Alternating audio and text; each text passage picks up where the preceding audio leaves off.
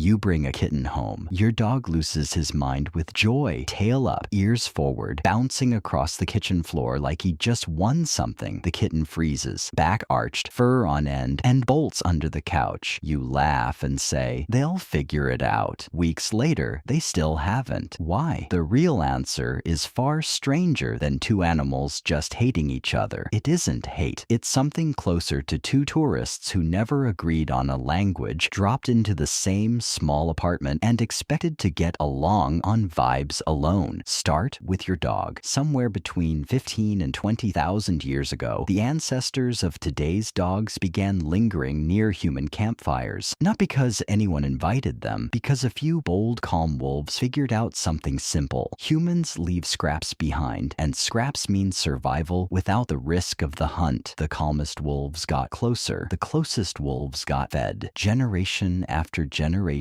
calm beat cautious, and a wild predator slowly became something else entirely, an animal built almost from the ground up to read your face. Cats took a completely different path. About 10,000 years ago, in the early farming villages of the Fertile Crescent, humans started storing grain. Grain attracted mice. Mice attracted wild desert cats, and those cats simply stayed. Geneticist Carlos Driscoll's landmark study traced almost every house cat alive today back to one wildcat population from that exact region. Animals that domesticated themselves by following the rodents, not the humans. No one bred them for obedience. No one needed them to listen. They needed them to hunt alone in silence, the same way their ancestors always had. That single difference explains almost everything that happens on your living room floor. Dogs evolved as social hunters. A wolf pack only works if every member can instantly read the mood of the others, who's tense, who's relaxed, who's about to start something. So dogs developed an entire vocabulary of signals meant to keep the peace. The Norwegian dog trainer Turid Rugas spent years cataloging these signals and gave them a name: calming signals. A slow blink, a turned head, a yawn in a moment, with zero reason to be tired. To another dog, these are unmistakable. They mean, relax, I'm not a threat. A cat has no idea what any of that means. Cats never needed a peacekeeping vocabulary because cats barely needed peace. A solitary hunter doesn't negotiate with rivals using soft signals. It threatens, it avoids, or it fights. So a slow blink from a cat can mean something close to trust, but a direct, unbroken stare, the kind a dog gives out of simple curiosity, reads to a cat as a predator locking onto prey. Now think about the tail. A wagging tail to your dog is one of the clearest signals in his entire body. Loose, sweeping, full of motion. It usually means something good is happening. A wagging tail on a cat means almost the exact opposite. Tight, fast, lashing side to side. It's a warning. It means back off now. So picture the scene again. Your dog trots over, tail wagging, doing everything in his species instruction manual to say, let's be friends. Your cat sees a fast-moving tail and reads aggression. She hisses. He gets confused, maybe even hurt, and tries again, wagging harder. To her, that's not affection escalating. That's a threat doubling down. Neither animal is wrong. They're each speaking fluently, just not the same language. The Austrian biologist Konrad Lorenz, one of the founders of the entire field of animal behavior, spent decades studying exactly this kind of mismatch. He showed that instinctive behavior isn't some universal code shared across species. It's specific. It evolved for a particular animal, living a particular kind of life, solving a particular kind of problem. A wolf pack's problem was cooperation. A desert wildcat's problem was solitude. 10,000 years later, those two different survival strategies are still sitting on opposite ends of your couch, broadcasting on different frequencies, each one certain the other started it. Here's the part that should sound familiar. You've probably had a version of this exact misunderstanding with another human, someone who seemed cold when they were actually just careful, someone who seemed pushy when they were actually just being warm, the only way they knew how. Different families, different cultures, different nervous systems, all running on instructions written by completely different histories, and somehow expected to read each other perfectly. perfectly with zero translation. Maybe that's the real story unfolding on your living room floor every single day. Not a war, not two enemies who happened to end up under the same roof. Just two ancient, intelligent species, each one fluent in a language 10,000 years in the making, slowly, sentence by sentence, tail flick by tail flick, learning to understand a single shared word.